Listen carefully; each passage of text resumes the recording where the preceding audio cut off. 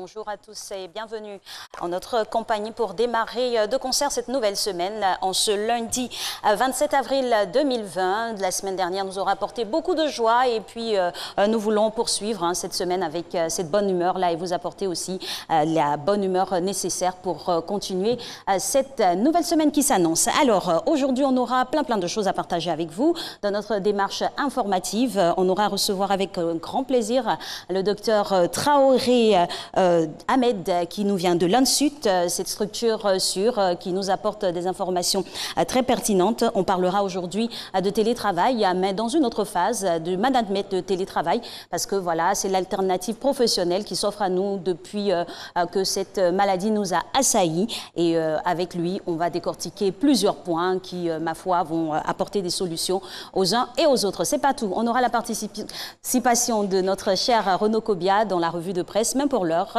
c'est le sieur Diabaté qui prend le relais.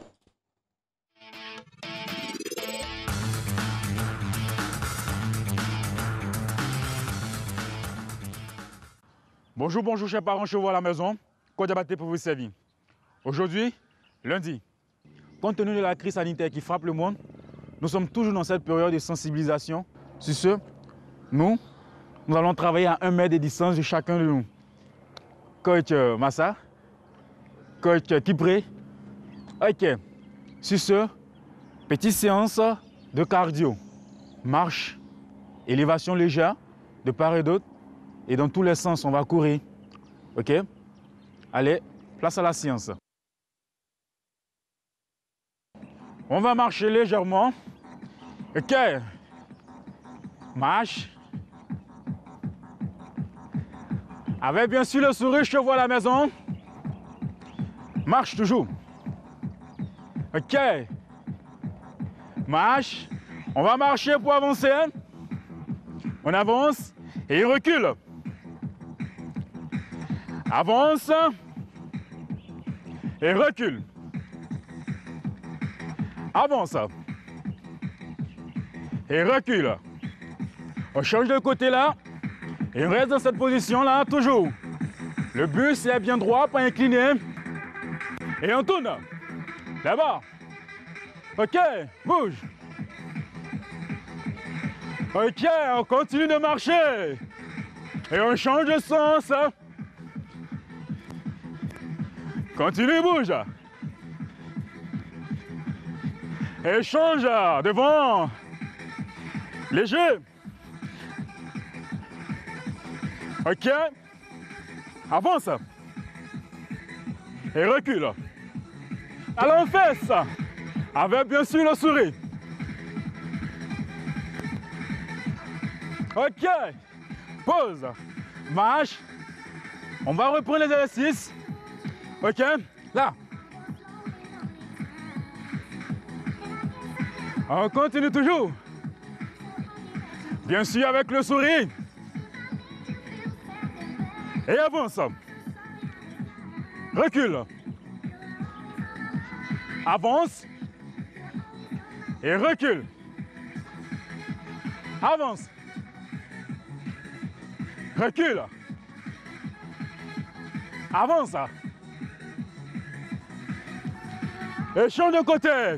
On marche toujours. Change. On continue. Et change. Change encore. Ok. Petit. Et on avance. Et on recule. Avance. Et recule talon fesse.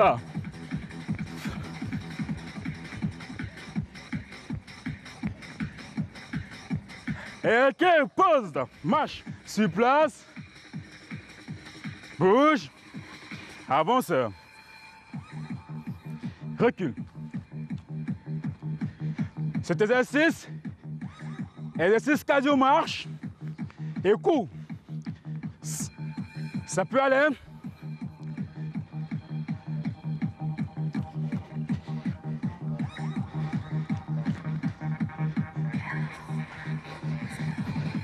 Sur place. Ok. Et pause. Grandis. Et descends.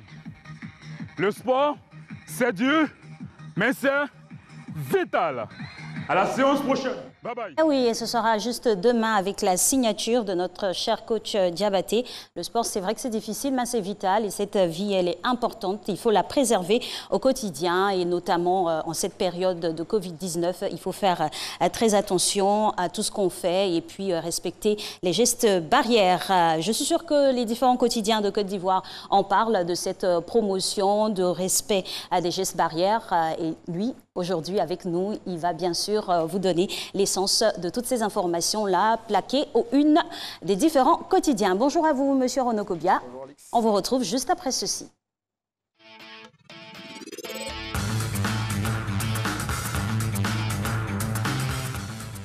Et on démarre avec l'expression qui dénonce la récente prise de position de la Cour africaine des droits de l'homme et des peuples. Bonjour à tous. Il s'agit de la décision de libération de Soro Guillaume et de ses hommes. À ce sujet, le confrère qui lance à sa une le complot d'Arusha livre ses secrets indique que le président de la Cour africaine est trempé jusqu'au cou dans ce complot. Pour étayer ses affirmations, l'expression révèle ce qu'il qualifie de micmac des avocats de l'ex-président de l'Assemblée nationale depuis 2010. Et une fois n'est pas coutume, on continue de parler de l'ex-président de l'Assemblée nationale. Et c'est avec le Patriote cette fois-ci.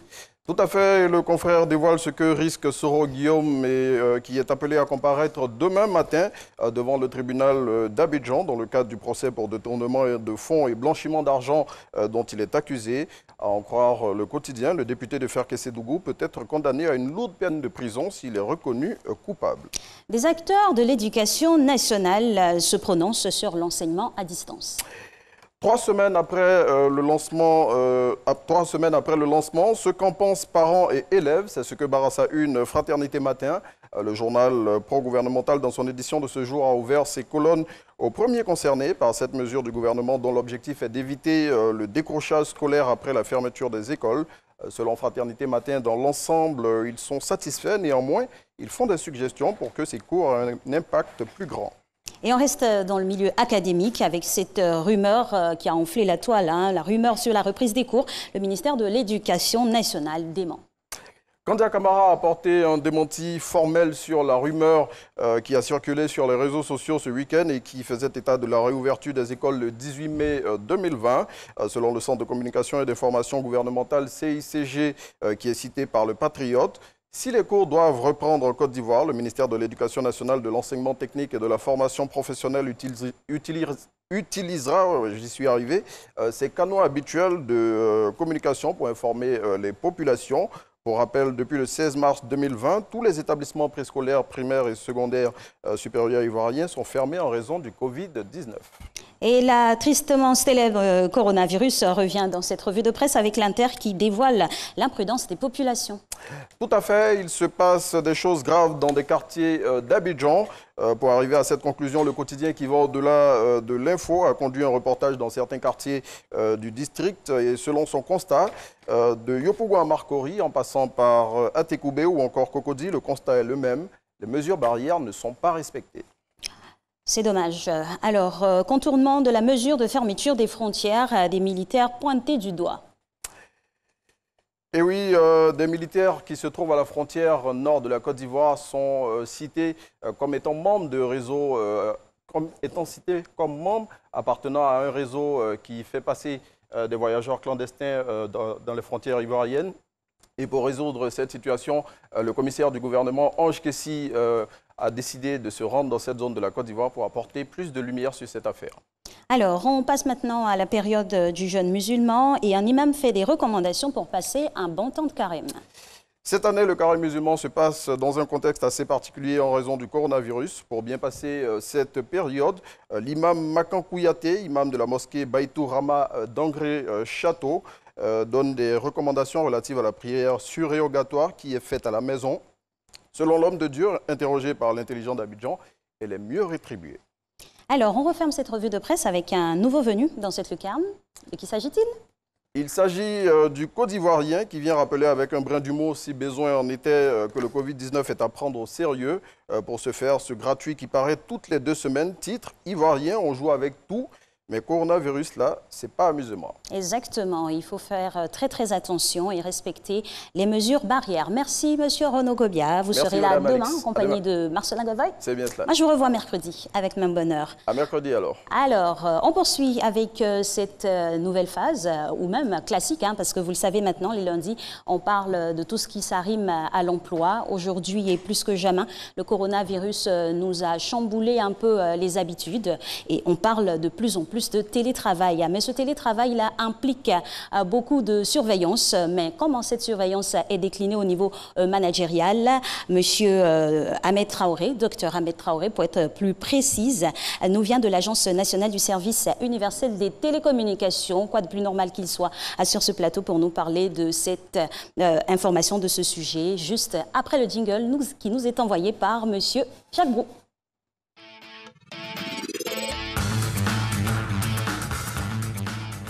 Bonjour docteur. Bonjour. Avec plaisir, on vous retrouve sur ce plateau. Alors, on parle du Covid-19 et l'importance du management dans la gestion du télétravail et le rôle central que vous jouez en tant que DRH. Tout à fait. D'autant plus que maintenant, j'ai envie de dire, en griffe au terrain de jeu sont plus les bureaux, mais plutôt les domiciles de vos différents employés, n'est-ce pas? Oui, bien sûr. Donc, cela demande une certaine adaptabilité. Alors, en temps normal, comment se déclinent les principes de base du management?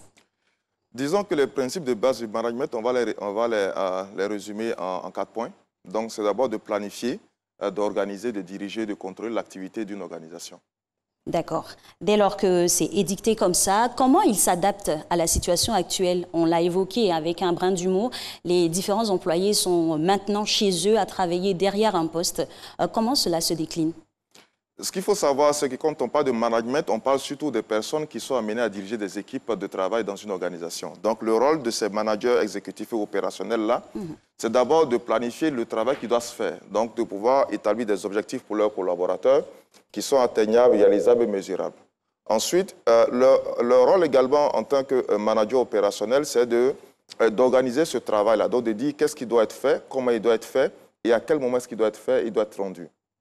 Également, l'un de leurs rôles en tant que manager opérationnel, c'est de tout faire pour, on va dire, accompagner leurs collaborateurs dans ce processus de télétravail qu'ils font à la maison. Donc, s'assurer que le soutien dont ils ont besoin pour réussir leurs activités, qu'ils aient ce soutien-là à temps.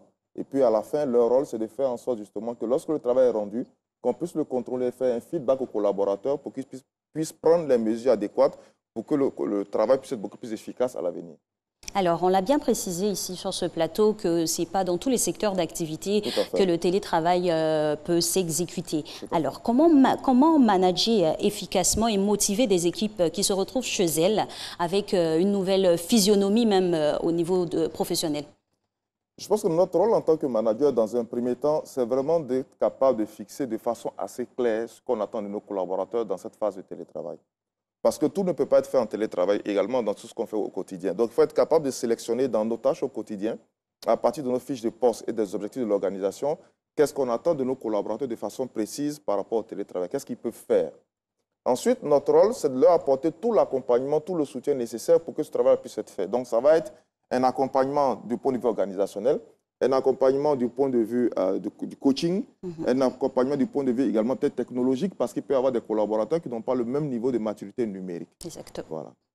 Alors, dès lors que vous avez décelé tous ces points-là, oui. Et en fonction, je reviens sur la physionomie, parce que dans un cadre strictement professionnel, comme on aime à le dire, on reste dans un cadre strictement professionnel, tout est cloisonné, on a des bureaux, on a son poste de travail, on a ses collègues. C'est vraiment différent de quand on se retrouve à la maison avec soit des profils de famille différentes. On a des parents qui sont, on a des parents avec enfants, on a des travailleurs qui sont sans enfants. Comment ajuster? Il revient aux collaborateurs, comme on l'a dit sur ce plateau ici, de pouvoir mettre en place l'environnement qui leur permet d'avoir un télétravail, on va dire, apaisant et serein. Donc, si vous optez pour une phase de télétravail, que ce soit maintenant ou après le Covid-19, votre responsabilité à vous, c'est de pouvoir définir un espace dans votre domicile où vous pouvez travailler de façon sereine. Ou alors de définir une plage horaire dans laquelle vous pensez être beaucoup plus efficace. Donc, cette flexibilité qu'apporte le télétravail, justement, vous permet de dire « je suis plus efficace le matin ». quand les enfants dorment, je suis plus efficace à midi quand ils sont à l'école, je suis plus efficace le soir. Donc, c'est votre responsabilité à vous de vous organiser par rapport au temps de travail de la journée et de voir quel est le moment le plus propice. Votre responsabilité également, c'est de définir un espace dans votre chez vous, okay, où vous avez le minimum, on va dire, de connexion ou d'ordinateur ou une petite table sur laquelle vous pouvez travailler. Et puis également, votre responsabilité, c'est de définir avec votre supérieur hiérarchique le moment où vous faites le feedback ou alors le moment où vous faites vos comptes rendus par rapport aux activités quotidiennes. Alors, docteur, avec tout ce que vous venez de dire, là, il faut un consensus entre le travailleur et le manager. Tout à fait. Il n'est pas rare de voir de plus en plus que l'on travaille aussi via le télétravail, mais en visioconférence. Tout à fait. Donc, il faudrait être tous d'accord sur la même heure. Il y a deux possibilités. Il y a des séances de travail ou des réunions dont les horaires ne dépendent pas du collaborateur, sont fixés en avance par le manager. Donc, il permet, par exemple, à tous les membres d'une même équipe de se retrouver à une même heure pour faire un point ou pour faire un comité de direction, pour faire un comité d'équipe. Donc, cet horaire-là, par exemple, il ne dépend pas du collaborateur. Donc, il doit s'adapter par rapport à cet horaire-là. Mais par contre, pour des B2B, donc des rencontres individuelles entre manager et son employé, ils peuvent définir un horaire qui les arrange les deux. Voilà. Alors, quels sont les leviers on va dire les indicateurs de performance dans ce mode de travail-là? Parce qu'aujourd'hui, c'est plus la course effrénée à la croissance. On est d'accord? Tout à fait. Pour nous, on pense que le premier indicateur de performance avec le télétravail, c'est la réalisation effective des tâches qui sont assignées aux collaborateurs, en temps, en qualité, et qui répondent surtout aux exigences de notre organisation proprement dite. Parce qu'on ne va pas chercher dans l'espace du Covid-19 aujourd'hui forcément la performance financière, on va aller rechercher la performance organisationnelle, de sorte à ce qu'après la crise du Covid-19, il faut que le travail puisse reprendre de façon sereine. Voilà. Et comment prioriser les actions? Tout dépend de vos objectifs au niveau de votre service, de votre direction, de votre organisation. Donc, qu'est-ce qu'on doit sauver aujourd'hui? Est-ce qu'on sauve la relation clientèle? Est-ce qu'on sauve la relation financière? Est-ce qu'on sauve la relation avec nos actionnaires? Donc, en fonction de cette priorité-là, vous allez définir les tâches qui vous permettent justement de pouvoir allier votre performance organisationnelle et le respect de vos engagements vis-à-vis des parties prenantes. Alors, le manager, il est au centre de cette nouvelle manière de travailler, là. Tout à fait. Comment il déploie son action, lui, en tant que manager? Ça va être la même chose, que ce soit en période normale ou en période de télétravail. En tant que manager, vous avez des objectifs qui sont assignés par la direction générale. Donc, comme on l'a dit, en fonction du Covid-19, on va déjà sélectionner qu'est-ce qui peut être fait maintenant et qu'est-ce qui peut être fait après. Donc, en fonction de ce qui est sélectionné, ce qu'on doit faire maintenant, on va justement établir une priorité d'action, toujours en fonction des objectifs. Et lorsqu'on a les actions qui sont priorisées, on va choisir parmi nos collaborateurs ou alors tous nos collaborateurs quelles sont les tâches qui peuvent être assignées à chacun d'entre eux. Et par la suite, comme on a dit, on va juste pouvoir contrôler, diriger, apporter du coaching et à la fin surtout évaluer l'action du collaborateur avec un feedback et voir est-ce que son action est alignée avec les objectifs qui nous ont été assignés. Alors, docteur, dans ce mode de télétravail, la hiérarchisation on va dire, des différents postes, comment cela se présente? Parce qu'aujourd'hui, chacun est chez lui, on n'a plus le boss qui est sur le dos, on n'a plus le N+1 qui est sur le dos. Comment cela se présente? D'abord, je vais vous donner l'exemple de l'Ensuite, par exemple. C'est que tous les collaborateurs ne sont pas mis à contribution de la même façon. Okay? Vous avez des collaborateurs, par exemple le manager, lui, c'est sûr qu'il va être à 100% dans son télétravail. Ça, il n'y a rien à dire parce qu'il a des objectifs à atteindre. Vous avez des collaborateurs qu'on appelle souvent des personnages clés ou des collaborateurs clés dans un dispositif. Ceux-là sont identifiés et à ceux-là, on assigne un certain nombre de tâches qui permettent à l'organisation de pouvoir tourner. Et puis, vous avez des collaborateurs qui, eux, ne sont pas forcément des personnages, des employés clés, mais dont ils vont avoir un rôle beaucoup plus intermittent. Donc, ceux-là vont pas être beaucoup plus en demande par rapport au télétravail. Mais ceux qui vont être identifiés comme des personnages clés qui permettent de faire tourner la boîte, ceux-là vont être beaucoup plus mis à contribution. Et ça ne lève pas un spectre de risque pour les personnes dites intermittentes à l'avenir?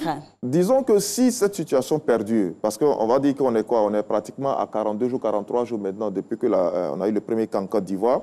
Si la situation perdure, il va sans dire que les organisations et nous, en tant que DRH, on va devoir s'adapter. Mais pour le moment, à 42 jours, on peut dire qu'on peut se faire à cette situation. On essaie de trouver du travail à ceux qui ne sont pas forcément du personnel essentiel, mais ceux qui sont les personnages clés, par contre, sont mis beaucoup à contribution. Mais on va réévaluer la situation au fur et à mesure que la situation va évoluer. Alors, vous avez parlé de réévaluation, ça m'intéresse. En tant que DRH, est-ce que vous pouvez effectivement et objectivement juger de la performance des différents employés? Tout à fait. Vous avez... Par quel mécanisme? Justement, c'est là que je vais arriver en termes d'outils. Vous avez plusieurs types d'organisations. Il y a des organisations qui ont une maturité organisationnelle qui est vraiment très forte et il y en a qui ont une maturité organisationnelle qui est beaucoup plus faible. Si vous avez une organisation qui a une maturité organisationnelle beaucoup plus forte, on va avoir ce qu'on appelle des ERP. Donc, vous allez avoir des systèmes de gestion intégrés. Donc, ils permettent en fait à plusieurs intervenants dans votre organisation de pouvoir agir dans votre système. Donc, comment est-ce que moi, je peux être capable d'évaluer le travail de mon collaborateur? Donc, en fonction des objectifs que je lui ai fixés, je sais qu'il a des tâches à faire dans notre système intégré de gestion. Oui. Je suis capable également de savoir à quel moment il s'est connecté, à quel moment il s'est déconnecté. Ensuite, je suis capable de savoir quels sont les inputs qu'il a fait dans mon système intégré. Et à la fin, j'aurai forcément le résultat puisqu'il y a un rapport ou il y a un résultat qui est produit. Donc, si j'ai tous ces éléments-là, je suis capable d'évaluer la contribution de mon collaborateur par rapport à la performance de mon organisation. Mais si je suis dans une organisation où on n'a pas de maturité organisationnelle assez importante, en ce moment, il va y avoir forcément des biais dans l'évaluation qui va être faite. Alors, vous avez parlé de maturité organisationnelle, aussi la digitalisation a tout son sens pour les structures qui, malheureusement, n'ont pas pris le train en marche de la digitalisation, mais qui pratiquent le télétravail. Quels sont les mécanismes qu'elles peuvent utiliser pour pouvoir jauger, juger du travail de leurs employés? Déjà, ça va être la fréquence ou la régularité dans la transmission de rapports qui vont être faits. Donc, en ce moment, on va utiliser forcément les emails pour transmettre un certain nombre de tâches qui nous ont été confiées. On va également utiliser la régularité dans la participation à des meetings ou à des réunions. Donc, est-ce qu'à chaque fois qu'on a convoqué une réunion via un outil de télétravail, est-ce que le collaborateur a été présent? Est-ce qu'à chaque fois que j'ai appelé le collaborateur pour lui donner une information, est-ce que j'ai pu l'avoir? Est-ce que j'ai pu avoir l'information dont j'avais besoin? Est-ce qu'à chaque fois que le collaborateur, on va voir la fréquence à laquelle le collaborateur a recours au manager, par exemple, pour faire son feedback, pour demander des informations, puisqu'on n'a pas ici une maturité numérique suffisante pour installer la digitalisation de notre organisation. Exactement. Mais ça va être vraiment le touch, c'est-à-dire le contact qu'on aura avec le collaborateur et les feedbacks par rapport à ces rapports. C'est sur cette base qu'on va être capable d'évaluer sa performance. En parlant de contact, on est à la maison. La maison, c'est un autre univers et c'est d'autres réalités. Comment le manager qui s'intègre dans le domicile de son employé ajuste sa communication? Je pense que là, nous, on a un rôle à jouer en tant que DRH. Notre rôle, c'est justement d'accompagner les managers dans cette phase de télétravail. Parce qu'il y a des limites, bien sûr, mais il y a également toute cette souplesse, cette flexibilité-là que le manager doit avoir par rapport aux collaborateurs. Vous ne pouvez pas, par exemple, vous plaindre parce qu'un enfant est en train de pleurer à côté, bien un enfant appelle son père pendant qu'il est en train de vous parler ou vous fait un feedback de travail. Donc, il y a cette tolérance, on va dire, si on peut l'appeler comme ça, que le manager doit avoir vis-à-vis de son collaborateur. Parlant de tolérance et des rituels managériaux et sociaux, leur place dans cette forme de travail et d'interaction? L'un des rituels les plus forts en organisation, c'est les réunions de direction ou d'équipe. Donc ça, on les maintient. Donc, les mêmes jours et les mêmes heures. On les fait toujours par visioconférence. Donc ça, c'est déjà un rituel qui est maintenu. On a, par contre, tout ce qui est activités sociales, activités sociales dans nos organisations, qui est un peu plus difficile à maintenir. Mais cela n'empêche pas que le manager puisse faire le tour de son organisation, de son équipe, de façon régulière, soit une fois par jour, une fois par semaine, ne serait-ce que ne pas parler du boulot, mais peut-être prendre, on va dire, la peine de savoir comment est-ce qu'il se porte, quelles sont les difficultés qu'il a, et puis éventuellement voir comment est-ce qu'on peut l'appuyer.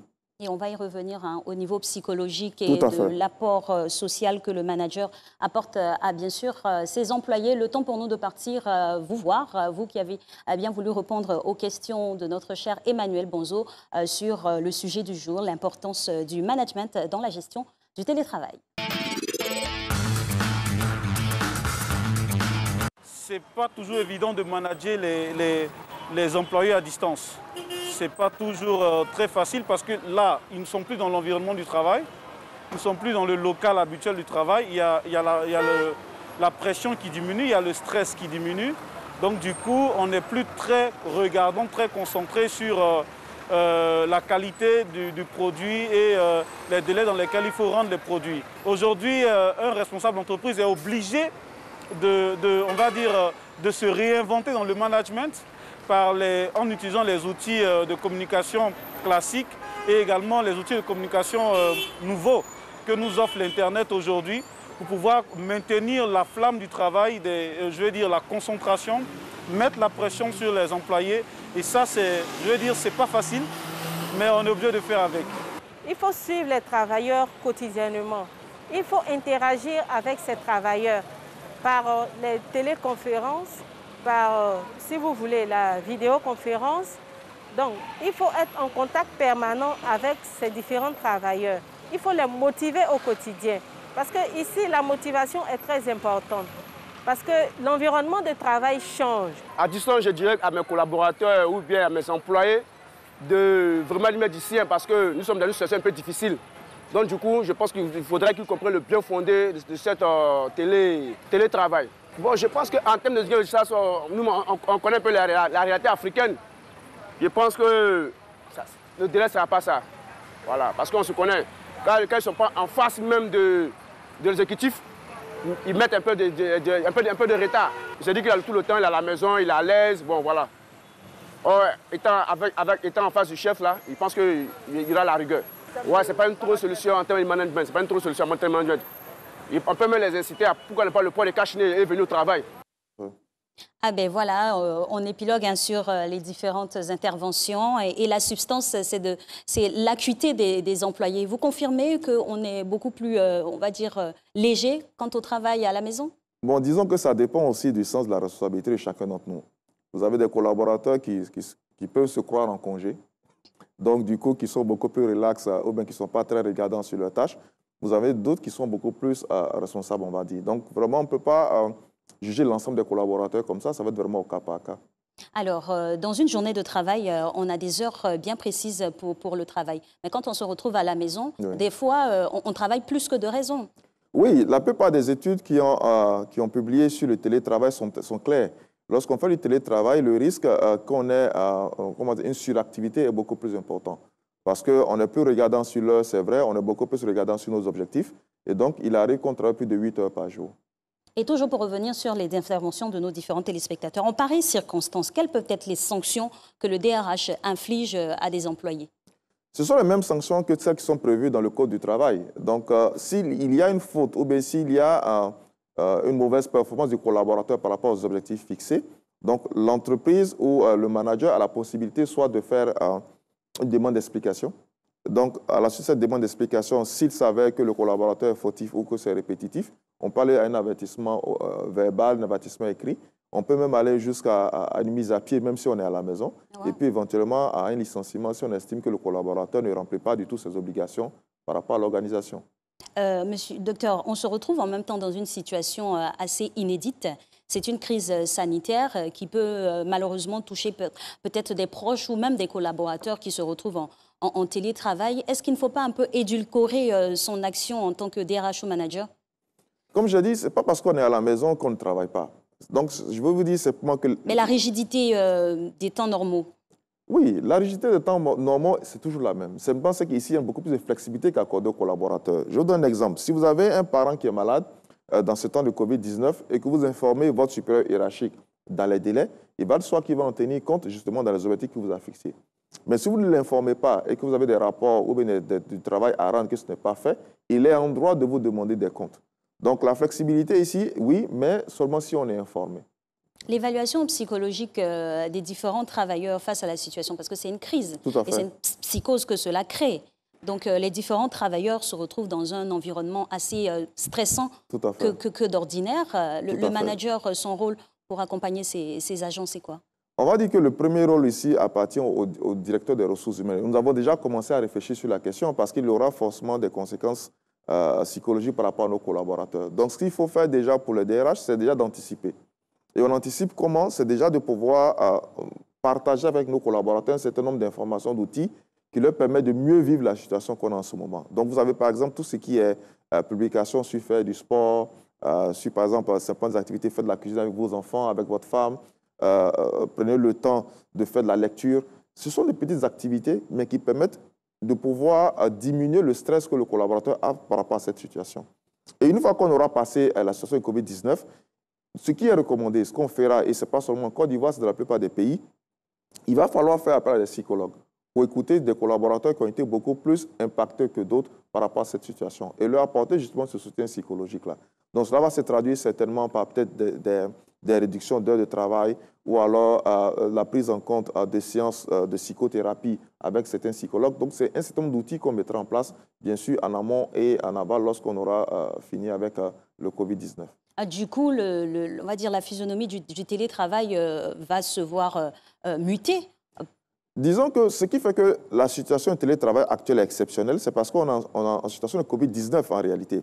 Sinon, le télétravail existe il y a longtemps. Donc, dans une situation normale de télétravail, il n'y a pas de stress tel qu'on le vit aujourd'hui. Mais c'est parce qu'on a combiné le télétravail avec la gestion d'une situation de crise sanitaire que le stress est beaucoup plus important. Donc, lorsqu'on va arriver dans une situation normale et que la plupart des entreprises vont aller vers la digitalisation et qu'on va essayer d'avoir des organisations beaucoup plus matures, le télétravail va rentrer dans la norme, on va dire dans la norme des choses que les collaborateurs connaîtront de façon normale.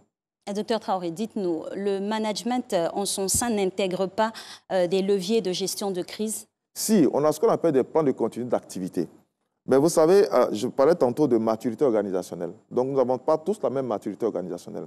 Vous avez des entreprises qui sont très bien organisées et qui ont ce qu'on appelle des plans de continuité d'activité, qui sont revus régulièrement chaque 3 mois ou chaque 6 mois. Donc, dans lesquels on prévoit justement des crises sanitaires, des catastrophes naturelles, des incendies et autres. Mais je peux vous assurer que la majorité des entreprises en Côte d'Ivoire ne possèdent pas de plan de continuité d'activité. C'est grave. Donc, du coup, cette situation de Covid-19 est venue comme une situation exceptionnelle. Et on essaie de, je m'excuse de le dire, ben on fait du colmater. Voilà, du colmater en fait, au plus pressé. Et comment doit le rôle du DRH, il devient plus rigoureux, il devient flexible, on l'a dit, mais au niveau psychologique, au niveau de l'apport, on va dire, digeste même des collaborateurs. Vous avez parlé d'aménagement, de sport qu'on pourrait faire, de cuisine. Qui impose cela à l'agent? Non, on ne l'impose pas. Notre rôle, ce n'est pas d'imposer. Notre rôle, c'est beaucoup plus de sensibiliser. Pour leur dire que dans une situation exceptionnelle comme celle-là, quelles sont des activités qui pourraient vous permettre de mieux vivre la situation de confinement partiel ou de quarantaine partielle qu'on vit en ce moment sur Abidjan. Donc, le collaborateur qui est intéressé par ce genre d'activité, bien sûr, il va forcément les appliquer pour essayer de déstresser un peu. Il y en a aussi qui vont vers la religion. Nous sommes en plein mois de Ramadan. Certains, ça peut être aussi un exutoire par rapport au stress qu'ils vivent dans cette situation. Donc, chacun, en fonction de ce qui le déstresse ou en fonction de sa personnalité, va adapter ou adopter un certain nombre d'activités qui vont lui permettre de mieux vivre son confinement partiel. Alors, docteur, on va se retrouver dans un cas de plusieurs jurisprudences, parce que oui. Quel est le cadre juridique du télétravail? On en a parlé, mais vous avez parlé de sanctions qui existeraient comme si nous nous retrouvions dans un système classique en temps normaux. Oui, aujourd'hui, il est clair qu'après cette crise-là, le législateur ivoirien va justement se pencher sur la question du télétravail et l'intégrer dans notre dispositif légal. Et je pense qu'à ce niveau-là, j'espère qu'ils feront appel aussi à des DRH confirmés pour qu'on puisse donner notre avis ou notre expertise dans ce domaine-là. Même si le télétravail n'est pas défini de façon explicite dans notre législation du travail, il y a quand même un aspect qui est important, c'est-à-dire que l'employeur a l'obligation ou a le droit de définir l'organisation de son travail ou l'organisation au sein de son entreprise. Donc, si on part justement sur ce principe-là, on est d'accord que l'employeur peut justement instaurer du télétravail, même si cela n'est pas dit explicitement. Maintenant, en ce qui concerne les sanctions, comme je l'ai dit tantôt, que ce soit télétravail ou travail au sein de l'organisation, il y a tous des objectifs, des tâches qui sont assignées aux collaborateurs, pour lesquels il est évalué. Donc, si on estime que l'évaluation n'est pas satisfaisante, on a toujours recours d'abord à un accompagnement du collaborateur. Mais si on se rend compte que l'accompagnement n'est pas vraiment efficace, en ce moment-là, on a la possibilité, dans des cas extrêmes, de pouvoir procéder à un licenciement. Vous qui êtes DRH, vous êtes au cœur de l'activité des organisations.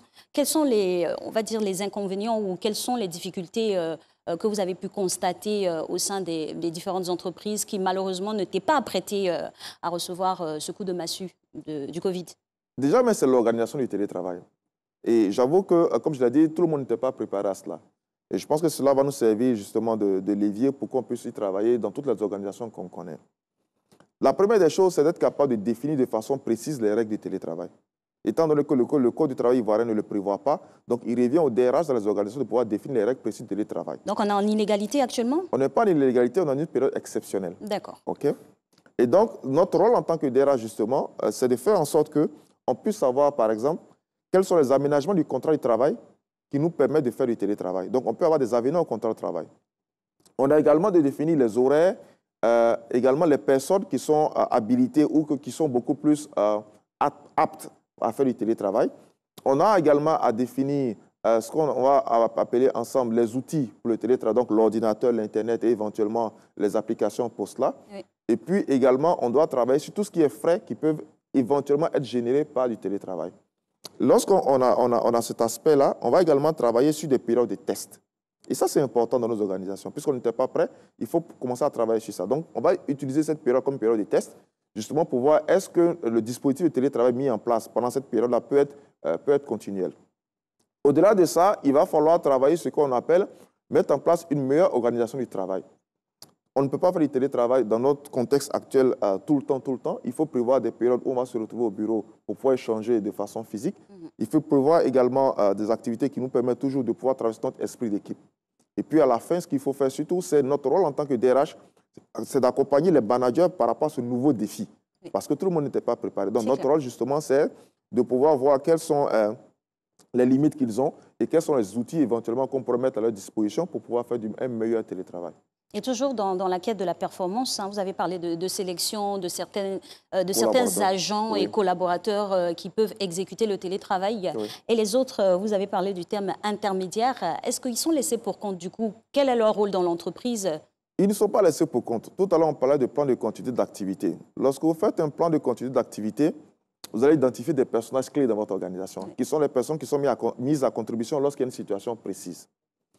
Aujourd'hui, dans le cadre, par exemple, des personnes qui ne sont pas mises à contribution, il y a des organisations qui procèdent à ce qu'on appelle des congés annuels. Donc, on permet aux collaborateurs qui ne sont pas beaucoup plus impliqués dans le travail essentiel actuellement de pouvoir aller en congé. Donc, vous avez 30 jours de congé. La question qu'on se posait, c'est après les 30 jours de congé... Exactement, on a un grand sourire. Parce que dès que vous êtes sélectionné pour un congé, c'est bien beau pour le moment. Oui, et bien après le congé, qu'est-ce qu'on fait? Vous avez des organisations, par exemple, s'ils n'ont pas du travail à proposer à leurs collaborateurs, leur permet de faire ce qu'on appelle, de les mettre en chômage technique. C'est une réalité. Il y en a également qui ont la possibilité de pouvoir passer le salaire à moitié. Donc tout ça, ce sont des mesures, des ajustements qui sont faits au niveau des organisations. Donc il n'y a pas de recette uniforme. Il revient à chaque organisation en fonction de sa surface financière, en fonction de ses diligences internes, de pouvoir choisir quelle est la meilleure méthode pour pouvoir justement accommoder ces collaborateurs-là qui ne sont pas forcément essentiels dans l'activité telle qu'on le vit en ce moment. Je suis sûre que les collaborateurs qui se trouvent en congé actuellement ont envie de me poser la question, quel est le critère de sélection des agents dits clés? C'est toujours par rapport à notre, je vais dire, à notre organisation du travail. Je vous donne un exemple de cas de la ETI, pour être beaucoup plus concret. Vous savez que pour faire une émission, vous avez besoin forcément d'un animateur. Vous avez forcément besoin, on va dire, d'un monteur, d'une équipe de montage. Mais de plus en plus, pas pour dénigrer ou pas pour dire que ce n'est pas important, mais le caméraman va devenir de moins en moins important parce qu'on le fait à la maison. Par exemple, avec le téléphone, on se filme. Ou alors, ce que j'ai vu dans... On a des mécanismes même de... Si, je ne vous dirai même pas des chaînes, qu'est-ce qu'ils ont fait? Ils ont donné des caméras à leurs journalistes. De prise de vue sans personne qui manipule. Justement, qui sont à la maison et qui font des prises de vue et qui vont directement à la salle de montage et il y a des personnes qui font le montage. Donc, un tel dispositif qui est essentiel à votre activité, on n'en a plus forcément besoin d'avoir une secrétaire qui va être là pour recevoir des gens parce qu'on n'en a pas besoin, on le fait directement. Le caméraman, il va peut-être être mis en congé parce qu'on ne va pas l'utiliser forcément pour ce genre de choses. Donc, vous voyez, donc ce genre de personnes-là, dans le dispositif actuel, peuvent être mis en congé si on est dans un télétravail à 100%, par exemple. Ce n'est pas parce qu'ils ne sont pas forcément très importants, mais l'activité actuelle ne nécessite pas leur présence ou leur intervention dans le travail. Cela soulève le cas on va dire, de l'après. Il faut aussi préparer la sortie de crise parce qu'on ne va pas rester indéfiniment dans cette situation, notamment sur d'autres cieux. On annonce des dates précises de reprise à la normalité. Quels sont les risques et quelles sont les retombées, j'ai envie de dire? L'un des premiers risques au niveau des collaborateurs, c'est qu'ils perdent l'habitude de venir au travail régulièrement. Oui. Ça, si on dure vraiment dans ce télétravail qui n'a pas été préparé, ça va être l'un des risques qu'on va avoir. Donc, il faudra que nous, en tant que DRH, on se prépare à mettre en place des mécanismes de transition vers le retour à la normale. L'autre risque qu'on a, qui est un risque beaucoup plus important, qui est le risque économique pour l'ensemble de nos organisations. Il va y avoir sûrement des parts de marché qu'on va perdre, il va sûrement avoir des parts, en tout cas des choses qu'on va perdre. La productivité qui a baissé, ça c'est clair. Et donc, il faut déjà se remettre à redoubler les manches et puis vraiment se mettre au travail pour essayer non pas de rattraper à 100% ce qu'on a perdu, mais de réduire l'impact financier pour cette année au moins 2020, quitte à reprendre l'activité économique de façon entière en 2021. Alors, le visage de la socialisation va prendre un coup. C'est clair, quel est le levier de lutte contre la distanciation sociale au sein des entreprises? Ce qu'il faut savoir, c'est que les relations sociales, même si on ne se voit pas, elles sont maintenues aujourd'hui avec les réseaux sociaux. Donc, je vais dire que moi, j'ai un ami qui est à Tengrela, ou qui est à Korogo, ou qui est à Bondoukou. Les relations sociales existent toujours avec les réseaux sociaux. Donc, ce n'est pas ça qui est le plus important. Mais la chaleur humaine ne s'évalue pas via un écran en tant que tel. Parce qu'aujourd'hui, on ne peut pas même se saluer, c'est plus possible. Se faire des accolades, c'est plus possible. Il y a une adaptation à revenir, je veux dire, aux anciennes habitudes quand même. Nous, en tant que DRH, la problématique se pose plutôt en termes d'esprit d'équipe. Comment est-ce qu'on maintient l'esprit d'équipe? Et donc, à la reprise, il va sans dire qu'on va seulement mettre en place des activités qui vont nous permettre les team building se feront forcément, ou fêter des anniversaires, ou tout ce que vous voulez comme activité qui nous permet justement de pouvoir se remettre ensemble et avoir cet esprit d'équipe-là. Voilà. Et en termes de formation, parce qu'il y a certaines personnes qui se retrouvent aujourd'hui peut-être dans le cas des intermédiaires, dû peut-être à leurs différentes insuffisances sur certaines pratiques d'utilisation. Alors, la formation aujourd'hui dans cet écosystème? Avant même de parler de formation, je pense que le conseil que tous les experts donnent aujourd'hui, c'est qu'il faut qu'on aille vers la digitalisation de nos organisations. Oui. Ça, c'est primordial. En Occident, vous avez, je veux vous dire, 80-90% des organisations qui sont digitalisées. Donc ça, c'est un défi réel pour la Côte d'Ivoire, à travers la maturité numérique de la Côte d'Ivoire. Et c'est en ce sens, justement, que l'ensuite a un rôle à jouer. Donc, de pouvoir mettre à la disposition de l'État de Côte d'Ivoire et des institutions tout l'outil, le matériel nécessaire pour aller vers la digitalisation. Une fois qu'on va vers la digitalisation, le pan qui est important, c'est comment former nos collaborateurs, les Ivoiriens, pour qu'ils aillent justement avoir une certaine maturité numérique qui leur permet d'utiliser tous les outils qu'on met à leur disposition. Donc, chacune des entreprises devra évaluer sa maturité numérique, devra évaluer également son organisation en interne et mettre en place un plan de formation pour que chacun des collaborateurs puisse avoir les outils, les compétences nécessaires pour aller justement vers ce défi nouveau-là qu'est la digitalisation. Vous qui êtes de l'Agence nationale du service universel de télécommunications, est-ce que vous pouvez nous dire aujourd'hui, ce sera la dernière question, qu'est-ce qui a fait que nous avons accusé ce retard? Disons qu'il n'y a pas forcément un coupable à rechercher. Parce que vous savez, quand on parle de digitalisation, c'est tous les acteurs mis ensemble qui arrivent à ce résultat final-là. Vous avez l'État de Côte d'Ivoire qui, lui, est déjà très engagé dans le processus de digitalisation, avec tout ce qui est backbone, avec tout ce qui est, on va dire, politique du numérique, de tout ce qui est processus au niveau de l'État de Côte d'Ivoire. Vous avez les organisations qui ont un rôle à jouer, qui doivent aller justement vers des outils performants qui vont faire en sorte que tous leurs processus vont être intégrés dans un même système. Et puis vous avez les collaborateurs, les citoyens, qui ont la responsabilité eux-mêmes de se former pour être justement au diapason de nouvelles aides de la digitalisation. Donc on n'a pas à chercher forcément un coupable, mais on a un défi commun à relever et chacun des acteurs devra jouer un rôle. Et en toute chose, il faut savoir saisir l'opportunité. Le cas de ce Covid-là peut nous donner l'opportunité de nous mettre à jour. Merci infiniment, Dr Traoré. Merci. Et puis on vous dit merci aussi à vous de nous avoir suivis. On se reverra avec grand plaisir mercredi. Demain, vous retrouvez Marcelin Govoy.